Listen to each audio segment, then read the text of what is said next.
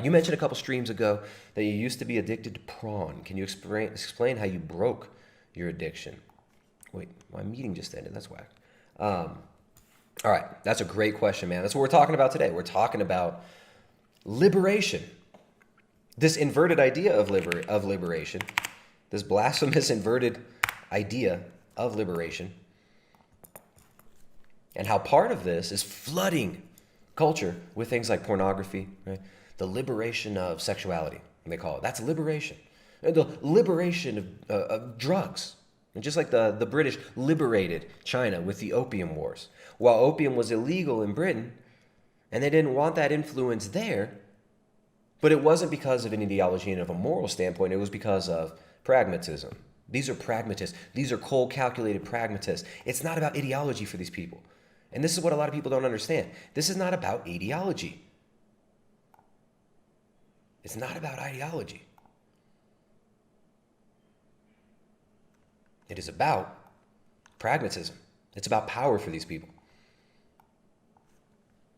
Yeah, so pornography is incredibly addictive. How can you break a pornography addiction? You have to put in your energy, right? It can take a lot of time. Go 1 week at a time. Set benchmarks for yourself. And you got to have other things that you're focusing on. Now, how much of your time this is taking up, right? Man, I remember when I was in high school, I would spend like 2 hours every night. I would look at porno for like a couple hours. It's horrible. And then at the end, you feel empty. You feel depressed. You just spent hours wasting your time, schwanking your knob, and watching a bunch of abused women, right? Like some of them really, really young. Some of them getting into the industry when they're not even of age.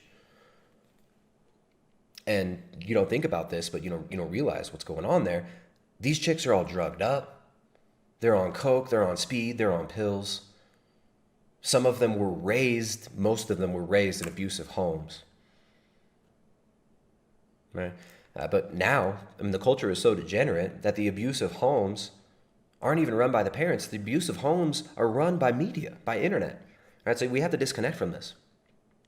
You have to want to stop bad enough. But if you understand what you're doing to yourself, if you understand what those girls are going through, if you understand that this is human trafficking. The pornography industry is a massive human trafficking hub. Right? They find Pornhub doesn't do much at all to keep off child exploitation stuff and content that is illegal. Right? This stuff is all over the place. The industry itself is completely demonic. So if you just understand that, and when you're looking at this, if you imagine like these chicks, these girls, these are people's daughters. Right? These are people's daughters. These are people's sisters. That could be your mother. That could be your daughter. That could be your sister. So if you realize what's going on here, that this is not just some liberated women slapping their wap on the ground for some money to stop the patriarchy. This is not what it's about. These are so enslaved. So that's some advice right there, man. Understand what you're looking at when you look at that. You're looking at abused girls.